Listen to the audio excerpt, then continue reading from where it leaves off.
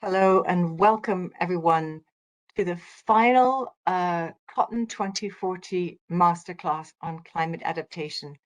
This is the last of 6 sessions that have been taking place throughout the month of October that have been facilitated by Willis Towers Watson's Climate and Resilience Hub and have been supported by Forum for the Future and funded by the Loudest Foundation. I'm Charlene Collison from Forum for the Future, very pleased to be the host for this final session. So a couple of housekeeping notes. You will have been muted on joining this masterclass, and we are encouraging you to add any questions that you'd like to pose in the Q&A sessions into the Q&A panel. You can do that by clicking the 3 dots in the bottom right of your screen and selecting Q&A. So please add any questions at any point during today's masterclass. We're really keen to speak to what's coming up for you, and this is your opportunity to pose questions to some experts. Session will be recorded, and we encourage you to watch it through a desktop device. There may be some technical issues if you're joining on a mobile phone. So, we know that cotton is a major global commodity, and like most agricultural crops, it's highly exposed to climate risks. Cotton production itself can also come with very unacceptably high environmental and social impacts. These can range from water use to failing to provide decent livelihoods for farmers and workers. Thanks to the Loudest Foundation, since 2015, Cotton 2040 has been working to help facilitate a shift to a sustainable global cotton industry. And we've been doing this by working to create alignment and supporting collaborations across all sectors and actors in the industry. And climate adaptation has been, of course, a key part of that. So, throughout October, as part of this work, we've been hosting these masterclasses to cover a range of cutting-edge climate topics. And these have been tailored for the cotton industry to help, in particular, brands and retailers to build a better understanding of how to embed adaptation into their strategies and targets. And we're seeing this as a starting place for enabling more and more ambitious action and collaboration on climate adaptation in cotton, which is absolutely critical to the sector's future. In this last session today, we're focusing on social value and community vulnerability. And in that, we're having a particular focus on why we should put these social concerns at the core of climate adaptation plans. Climate adaptation is not just about implementation on a production level. So we're aiming to support you with making the business case for socially led sustainability within your organization. And we also want to provide you with some practical activities that we hope will support you when you're developing socially centered climate adaptation plans.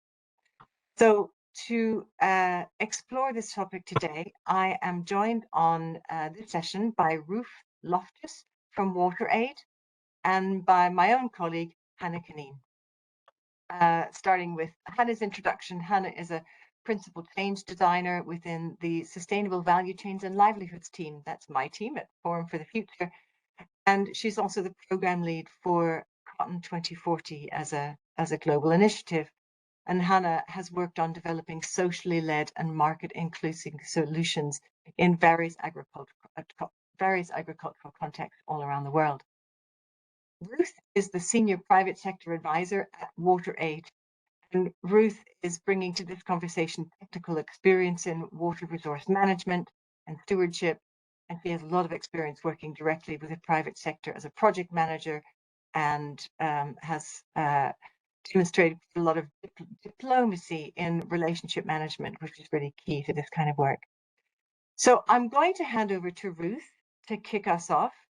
We'll hear first from Ruth and then from Hannah, and then after we've heard from them both, we'll come back again to questions. So as I mentioned before, please do put those in the chat, and we'll look forward to addressing your concerns later.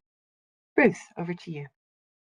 Thank you. My name's Ruth Loftus from WaterAid, and it's a pleasure to be here to talk about taps, toilets and good hygiene behaviours and how that can improve business resilience.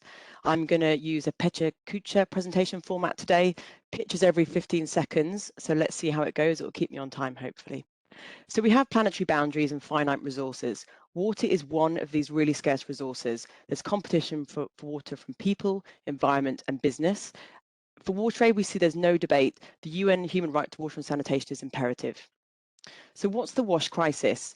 1 in 10 people don't have access to water, and 1 in 5 don't have access to a decent toilet. 3 billion don't have access to somewhere they can wash their hands.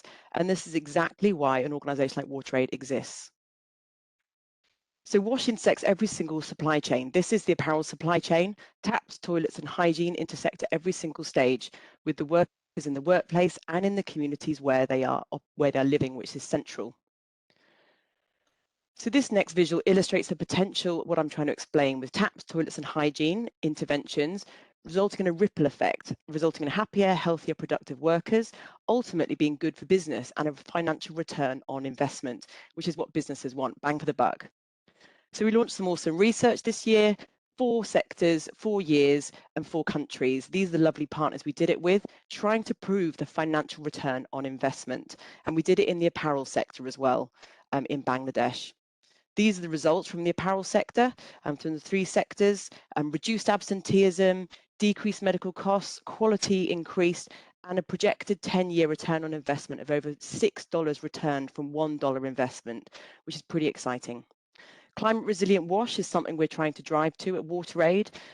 This is a fakir fashion with rainwater harvesting on the top of the factory, resulting in decreased decreased abstraction and win-win for the business as well. So in conclusion, we think that investing in taps and toilets and hygiene drives happier, healthier, productive workforce, drives social value, and I would love to encourage you to invest in a new initiative called the Wash Apparel Collective in Bangladesh, driving wash efficiency and reuse. So thanks ever so much for your time. Please use the QR code to download the research, and thanks ever so much for entertaining my format of trying to keep to time and being efficient with the information. Thanks very much.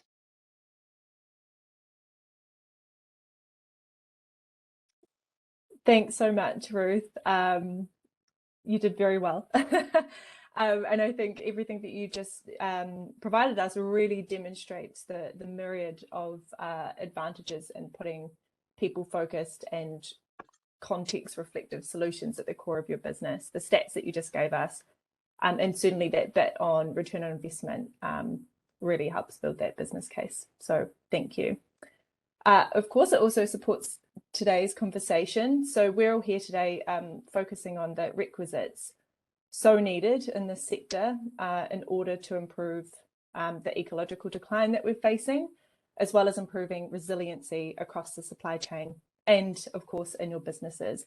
And we want to focus on how we can do that by driving social protection and promotion in the cotton sector. First of all, I'm going to kick us off with a poll.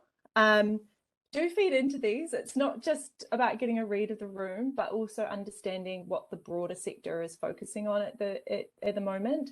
And that helps us design initiatives and enter into informed dialogue with folks such as yourselves. So this is really important feedback. So the first of today's 2 polls asks you to answer the below. Social concerns within the cotton supply chain are a critical concern and focus of my company's sustainability strategy. Strongly agree, agree, disagree, or strongly disagree, or you're just simply not sure. So interesting. That's very interesting. It's either strongly agree and disagree, or a couple kind of not sure. So that's fantastic. It sounds to me like we're all here for the right reasons, and a lot of us are already focusing on these key issues as it is today. So fantastic, and I'm so glad you can join us. So on to the next slide. So from what Ruth has already so effectively set out, and also from what we know from our work with the Cotton 2040 initiative, is that the cotton industry is made up of a backbone, if you will, of actors all of which play an essential role to success and the viability of the apparel industry. So many of which, these actors are on this graphic, and I'm sure a lot of them look familiar to you from, the cotton farmers, producers at one end, right through to the consumers. And I just wanted to share a little bit about some of the insights that have bubbled to the surface for us during the last few years on the Cotton 2040 program, and use it as like a framing piece for the conversation that we're having today. So what we have come to know is that businesses are heavily reliant on cotton producers and oftentimes smallholder producers to meet the cotton volume demands. Often the significant and frankly essential role that they play is overlooked. And the reality is that without them, our businesses cannot be. Another insight is that the supply chain functions in a way that has meant that we haven't been required to understand each actor group's particular set of environmental, economic, or social circumstance. And as a result, we've become further removed from one another for the sake of economic efficiency. However, the reality is that the production end of the supply chain is facing an increasing set of volatile circumstances and vulnerabilities. And again, this can be environmental, this can be economic, but also social. And the very possible scale of disruption for producers will actually impact the entire cotton sector.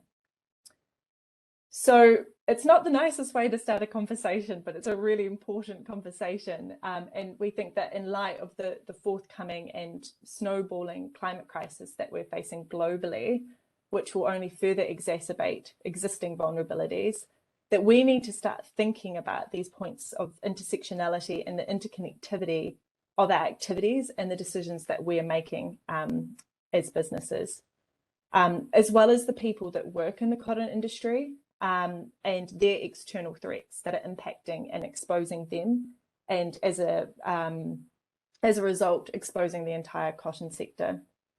So in order to effectively adapt, we see that as a systemic threat, and we believe that that requires systemic solutions. Another insight, of course, is that we tend to think about or imagine actors working in silos when it comes to our supply or value chains. And we often think, about a supply chain looking kind of like what you see here. So it's linear, it's a linking chain of events made up of different people who choose to work at that tier. When in reality, we can move on to the next slide, the cotton industry actually looks a little bit more like this. And even this is quite a sort of simplistic way of showing it. The entire cotton value chain is interconnected and it's interdependent. So despite the fact that it's quite basic, this graphic serves to demonstrate that interalliance. And I really want to place emphasis on the fact that it's particularly the producers and the farmers who are at the core of the viability of the entire sector. So when we think about it, our supply chain is a system. It's based on and functions on an interdependency of one another. So, just go back one more. So it's, as I said, it's made up of these sort of interalliances, and we're all working in tandem. And oftentimes the only touch points that we have are with our book-ending actors on either side in order to perform. However, and this sort of really underpins what we're talking about today, all actors are not built the same. Yes, we control our sort of immediate activities and tasks that we have as an actor group, but we have varying degrees of control over our direct or indirect variabilities. And as a result, we have varying degrees of resilience against external forces and changes. So, retailers aren't experiencing what processors are experiencing, nor do cotton producers.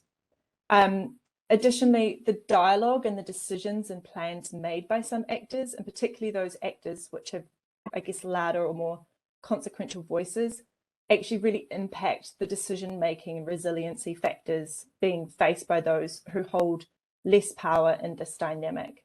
And again, this is despite the fact that each role in this chain has, a really essential role to play in the wider industry. So when we sort of zoom out from that and we think about the wider cotton industry, what we know is that it makes up 31% of all fibre used in the textile sector globally. And it supports around 350 million people. So when you think about that power dynamic in numerical terms, we're talking about a lot of people with limited power to enact and create change against these circumstances if they want to or need to.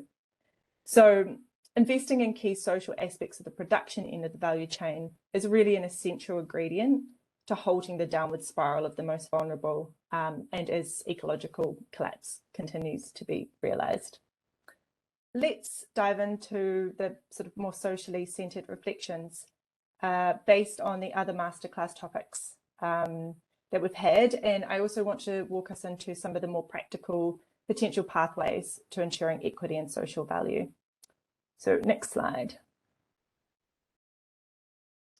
So again, I'd like to share a few reflections on each of these topics that we've already touched on in the masterclasses, and then we'll talk about the potential ways to further establish social justice.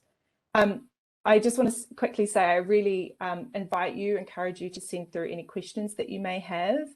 No reflection or question is too silly or small, and between Ruth, Charlene and myself, we'll endeavour to tackle that for you at the end of the Q&A. But yeah, feel free to raise the questions in the chat function as we go. So if you can cast your minds back to our first masterclass, which was focusing on climate adaptation risks in cotton as a commodity market and supply chain, one of the first reflections I'd like to start with is acknowledging that commodity markets and supply chains aren't actually designed to promote dialogue and to jointly withstand the risks and the volatility that we're facing, particularly at these sort of increasing levels of quantities that we're demanding and expect. And this is true of all commoditized food and fibre markets. The next is that the climate crisis disproportionately impacts the most disadvantaged or vulnerable. So in this case, that tends to be producers, and particularly for smallholder producers, but also those working at the manufacturing level, as Ruth has pointed out. You know, a very live, very tragic example of this, of course, is what's happened in Pakistan, where they've lost over 40% of their national cotton crop this season. And of course, much of these were grown by small-scale, low-margin farmers with limited means for income diversification. And over time, we're seeing this in parts of the world already. People are going to be less likely to consider growing crops such as cotton as a viable business option. So whole communities or regions may therefore be at risk of either simply, being exposed to mass crop failures due to fluctuations and compounding climatic events, or they may just simply choose to simply abandon cotton farming altogether because of what they're experiencing. And, again, because we're not thinking in silos today, this poses all sorts of secondary cascading potential impacts for the cotton industry, but also thinking about large populations of people migrating to more urbanized areas such as cities looking for work, for example, because they no longer work in agriculture. So our industry is really requiring us now to go beyond current and impending legislation and I guess light touch sustainability goals. So in order for the sector to really push the dial on socially centered climate adaptation, it needs to be all about building supply chain equity and resilience for all actors to ensure continued viability. So what does this mean? Now what? So what are the practical measures that might support us in overcoming these barriers? Some measures that we are seeing as being possible for brands and retailers are building traceability and transparency into your supply chain. This is a really hot topic in the industry right now, again, in food and fibre alike. In some ways, I'm fairly certain that I'm sort of already preaching to the converted here. However, it's important to make the case. This really allows for increased visibility for meeting ESG commitments. It highlights working conditions, but it also exposes the ecological, economic and cultural circumstances and dimensions to our businesses' supply chains. I guess the broader question here is really, how are we going to change the sector if we don't know who our suppliers are and what their circumstances are? Another is improving the flows of information across supply chains. So creating better up and down flow of market information and intelligence ensures informed procurement and business decisions for you. And just on this point on procurement, it may also support more informed and equitable contracting terms and conditions for your suppliers when you're tackling the climate crisis as well. This leads me to my final point on this topic, which is that focusing efforts on improving participatory, community-led, all-actor inclusive engagement and dialogue across the supply chain will drive resilience and climate adaptation, building interventions that are actually befitting of the nuances and context. What's going to work in, northern Pakistan isn't necessarily going to work in parts of East Africa, for example. And it may unlock and enable innovations which will support more meaningful changes in light of the crises that we are facing.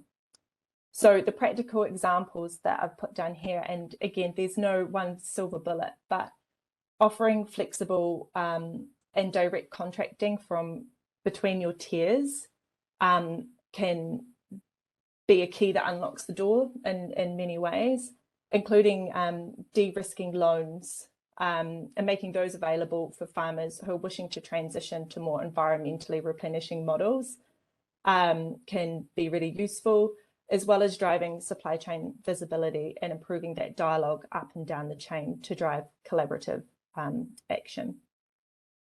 Next, please. So the next slide offers a reflection on the transitioning and decarbonisation masterclass and how those goals intersect with social values. So transitioning the cotton sector to a more replenishing, resilient future requires us all to better understand each other's barriers and opportunities to change. As I mentioned before, moving the dial can sometimes be disproportionately felt by some actors in the supply chain. And this is also the case in the pressure to transition to greener practices as well. So oftentimes, we enter into conversations with Cotton 2040 where the expectation is that the farmer or producer needs to reduce their carbon footprint or better their agronomic practices on the land, for example, when in reality, it's a lot more complicated. Producers are, of course, custodians, they're stewards of the land, and far more often than not, they're eager to ensure the health and vitality and viability of their land. But unfortunately, it's this underlying power dynamic at play where we being consumers and those working within sort of tier one, are asking for more yields, for example, for less, and it doesn't give them a lot to kind of work with. So we're really running on a short-term model and borrowed time in terms of the physical environment. And I think it's worth keeping in our pockets today, tomorrow, and as we continue our greening journeys together, that the pressure to transition is so disproportionately felt by those who are already most vulnerable and unable to change. Even carbon markets are designed in a way that producers aren't necessarily able to access information or the financial means in which to formally allows them to formally enter them. It requires a lot of data and data inputting. It requires access to and understanding of certain technologies and communications. It also requires a carbon market to be operating in our region or in that region, and sometimes it doesn't. Of course, it's a bit more complex, a bit more complicated than this, but in essence, it's really important to know that no market is the same either. There's also inequities in markets and market access as well. Right, so what can we do about it? So now that we've earmarked that there's this unequal imbalance expectation on production end transitions, for example, changing agronomic practices, one solution or pathway to overcome this is to extend compatible and consistent financing options to producers to assist them in effectively transitioning to more replenishing and decarbonizing practices. There's also a bigger question for us as industry actors, and that is offsetting enough to diminish the impacts of climate change on cotton? Yes, decarbonisation is an essential component of the much needed transition, but carbon alone isn't the sole driver of the impact that's weakening the cotton sector or the agricultural sector more broadly. The way that we're farming is also, and asking people to farm is also increasing poor soil health, significant drops in essential biodiversity indicators such as pollinators, and of course reduction in water and pesticides. So look, the list goes on, but I would like to make a case to say that a combination of insetting and offsetting is going to be required to replenish the sector and improve future sectoral prospects for individuals and for us working in the apparel business. So again, some examples of what these models or pathways might be include supporting green innovations which are proximate to our sourcing origins and manufacturing regions, such as nature-based solutions, working with WaterAid, working with IDH, offering ecosystem services that can help establish longevity in our businesses, as well as, you know, again, looking at these contracting terms that we have, which can drive more equitable economic gains for all. So the next masterclass that we had was the Governance and People Masterclass, and I got a lot of value from this, and I really hope that you did too. It highlighted for me and reminded me of a lot of the conversations that we've had in our various work streams in Cotton 2040, and some of the reflections I share with you here. But essentially, every production acreage, every manufacturing area, every operating context is really different. And each have their own set of environmental and social complexity and nuance. So we therefore can't assume as a sector that there's one way to implement climate adaptation policy and action. So fundamentally, this means first and foremost that we need to ensure that cross-sectoral representation and dialogue is central to our climate adaptation strategies and activities. So some of the pathways here is that we ensure that there's a top-down, is in recognition of the top-down approaches where we push liability and risks onto our production end actors, and we need to acknowledge that they cannot cope or absorb that, as we've talked about. So effective climate adaptation design that is people design should ensure that those impacted the most have fed into the design of the initiatives that we're trying to drive to tackle climate change.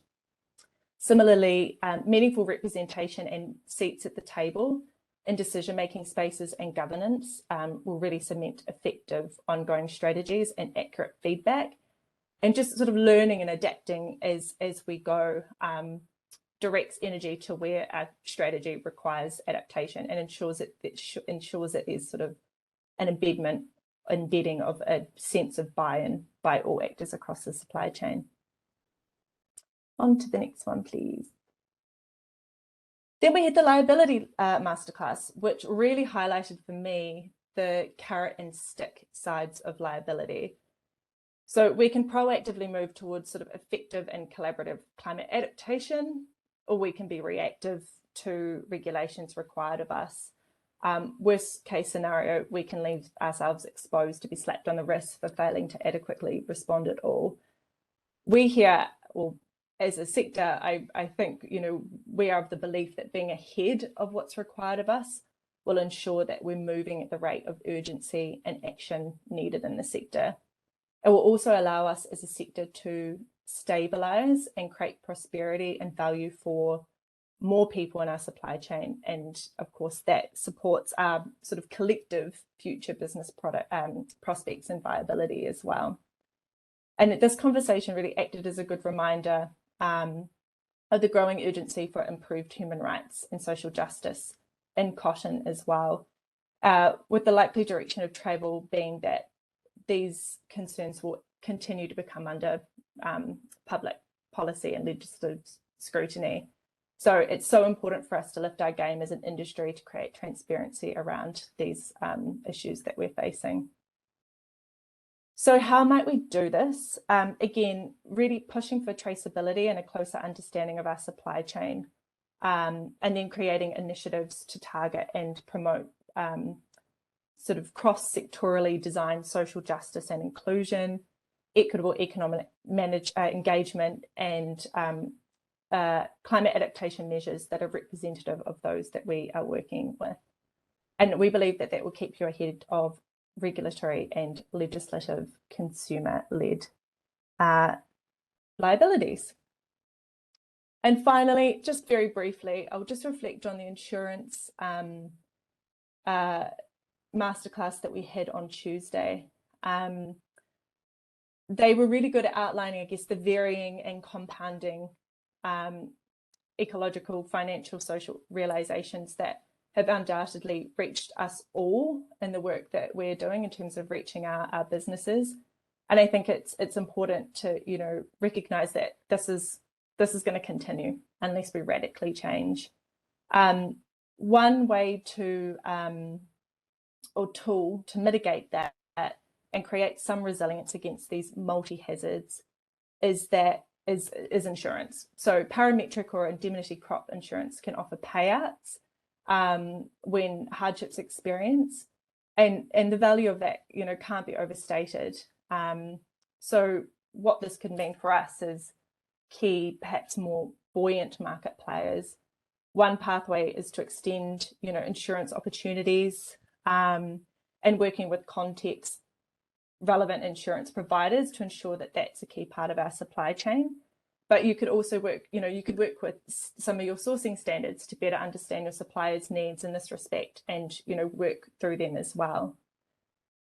Just the final point that I want to leave us on in regards to insurance is that whilst this is undeniably a really, really important tool and one that creates a backstop, if you will, for farmers,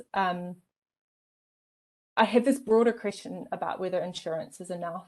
I will today argue that it's not. And I think insurance does support insofar as it provides relatively immediate financial relief, but it doesn't necessarily push towards long-term systemic solutions, you know, that really faces up to the vast and compounding ecological issues that we're currently and more likely to experience in our sector. So I guess my call to action here would be, yes, insurance, look into it, deploy it, support your manufacturers and producers by allowing, you know, or co-creating context-specific policy options, but do it in tandem with initiatives that are designed to support and de-risk the transition to a more replenishing, equitable cotton sector. So that could be, again, nature-based solutions and insurance. That could be with ecosystem services. There's a few ways of doing it. There's no panacea provided today. I don't think a silver bullet exists, but I do hope that, you know, I've been able to support you in further thinking about the intersectionality and the system that underpins the cotton industry today. So we'd love to continue this conversation. For now, I'll hand over to Charlene to lead us into that Q&A. Thank you, Hannah, and also to Ruth and to everyone at Willis Towers Watson who's worked so hard to bring this series of masterclasses. And I hope whether you've participated in one session or in all of them, or some in between, that you've taken away something that you can usefully apply in thinking about and implementing a strategy in your organization. And I think what we've certainly learned in our conversation with some of you who I know have been on these calls is that when one first starts thinking about adaptation, one's thoughts naturally go to the production level. But I hope this has helped to encourage you to think across the supply chain, across the sector, across the interconnectedness of issues, and indeed, you know, not just in cotton, because of course many of these cotton farmers will also be farmers of other things. So this is also a cross-sector and community approach. So needing collaboration, dialogue, and ongoing conversation. Before we go into the Q&A section, we want to just bring a short video from our funders, the Loudest Foundation. And I'd just like to extend our thanks to the Loudest Foundation for their support since 2015, from the early days of first starting the Cotton 2040 initiative and all through the implementation of the different areas of our work, and particularly this work that we've done in climate change adaptation. We could not have done it without their dedication and their commitment to helping us to carry out this work. So let's hear from the Loudest Foundation. Thanks for taking out the time and joining the masterclass. As you have learned in the masterclass, climate change impacts not just cotton, but also the interrelated agricultural system and related supply chains. In order to mitigate these risks, we need to catalyze sector-wide dialogue for proactive changes. Our partnership with Cotton 2040 accelerates this opportunity, and we invite all like-minded stakeholders to join and support this initiative. Thank you. So thank you again to the Loudest Foundation. And as a reminder, if you'd like to find out more information about climate risks to cotton, you can go to the Willis Towers Watson's website. I think the link is being dropped in the chat. And there are some really important materials there that we've produced during the course of our work, such as the Climate Risk Explorer tool and the report on the impacts of climate change on cotton, both globally and a deeper dive into India. If you would like to learn more about the Cotton 2040 initiative, please contact Hannah Kaneen, and she'd be happy to give you a bit more guidance on what we're doing and the areas that you can be involved. And if you want to learn more about all the topics that we've been discussing through these series of 6 masterclasses, please get in touch with our colleagues at Willis Towers Watson. So let's go into the Q&A, and I know we've had a few questions put into the chat, and we'll explore them as far as we can. I think the first question that we want to address is, how can we, or how might we integrate the adaptation practices to farming practices? So given that adaptation tends to start at production level, what are some of the ways we might start thinking about socially led adaptation practices into farming?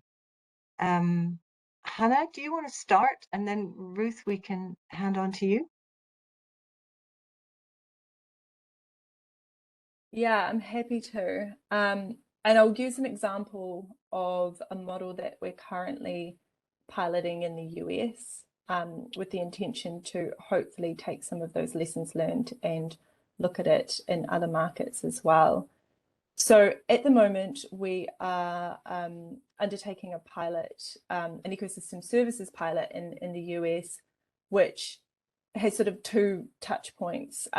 One of which we've created a framework of what we believe regenerative agriculture and cotton looks like, or regenerative practices, and that's been co-developed by farmers and farmer representatives. So there's a long list of indicators and metrics that will be baselined and then eventually evaluated. But the important key piece is that they have been co-developed by the farmers that are going to use them. And they also include social indicators. For example, Black, Indigenous and people of colour have their own understanding of nature and relationship with nature. And they're very much included and central to this framework that we're creating. The farmers are then paid for the practice changes. So that's the climate adaptation piece. They're moving from conventional farming into more regenerative or ecologically replenishing agricultural practices. They have embedded their thoughts, so they feel bought into the concept, which is really, really important for the social aspects of transitions, but they also feel that their context and their understanding and their relationship with nature is also central to that model as well. Thank you, Hannah. And Ruth, do you have any comments to add to that? Otherwise, I have another question for you. I can add some different perspectives on that one. I mean, the socially led adaptation piece, you know, socially led is core to what WarTrade does, and the WASH solutions. It needs to be driven by community and understanding of that context, the local context. So two particular examples I can bring to life. So we've done some work with Twinings in Darjeeling tea estates. I guess some parallels with cotton, not completely directly the same, but some parallels can be drawn with cotton. And working with the local tea pickers and understanding, you know, one solution in Kenya is not the same in India and Darjeeling. The terrain is completely different, the way they work, the culture is completely different. So the importance of socially led kind of solutions is central to how we do things. So understanding the springs and where they get water from and how we can work with protecting the springs and the different the impacts of climate change in that particular region and the seasons and that sort of stuff has enabled WarTrade and the team to come up with solutions that are relevant to that particular context. So I think that's really important. And just picking up on one other element that came out when Hannah was responding then is gender and women. And that's a really important element to pick up as well. So women, obviously, especially in a WASH context and in all contexts of life, I think, are some of the poorest and most marginalising communities, and involving them in decision making and designing of solutions that are climate resilient and long-term solutions, I think is a really important piece to add. We've done some really interesting work recently on climate resilient guidelines linking in with gender. So just two things to add there from me. Thank you, Ruth. And if we can start with you for the next question and then move to Hannah, I think there'd be some things that you might say to build on that. We've had a question around what are some effective ways to monitor risks and measure the degree of change? How might you speak to that? Ooh, that's a tricky one, isn't it? Monitoring and measuring. Every company wants to do that very well, don't they? And any NGO partner they work with has to have a clear kind of process and thing in place. I guess it's all about the indicators we want that we can monitor and measure, and co-developing those indicators again to make them contextually and relevant to the context we're working in, but also relevant to the businesses that we're working with. So as I said, we've just launched this recent research on the business case and trying to prove the business case and measuring the business relevant indicators in that context was really important for the businesses we were working with, and identifying what indicators they were. And yeah, I think it's got to be tailor-made for every single scenario in every different context. Thank you, Ruth. And just a last question to you, Hannah, before we close. We've been asked, and this is a biggie, how can the cotton supply chain be more resilient towards the most crucial social risks? And they've given some example of child or forced labor, which, as we know, has been a massive issue for cotton recently. It has, but there are fortunately some really positive examples of how that's been overcome as well. For example, I was just recently in Uzbekistan and I've just eradicated forced and child labor from their supply chain. So it can be done. I think there's sort of a few points here. This key part all sort of goes back to traceability and transparency again, working towards sort of a more building a better understanding of where you're getting your cotton from actually vastly improves the transparency and the characteristics of your supply chain. And then I guess also understanding the context that you're working with or against in terms of what your vision is for your business. And thereafter, I guess, improving your dialogue and the conversations and the relationships that you're having in your supply chain.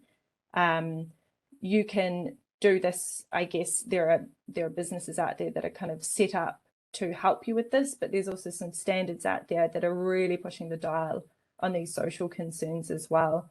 So again, it sort of depends on what context you're working within, but it all comes back to traceability and transparency and really putting your resourcing behind that. And I think that will, that's the starting point. Thank you, Hannah. Ruth, to all of the team that have been part of bringing these 6 masterclasses to you. We've come to the end, and thank you to all the people who've joined us over the journey. We hope that you have found this useful, and we'd welcome any feedback that you would share on what has stood out for you. There's a post-session survey which is being dropped into the chat. If you can take a few minutes to fill that out, that will help us enormously in getting a sense of how this has been useful to you, and how we might continue to make some resources available to help you in thinking about planning for and implementing adaptation strategies in cotton and beyond. Thank you very much. Goodbye.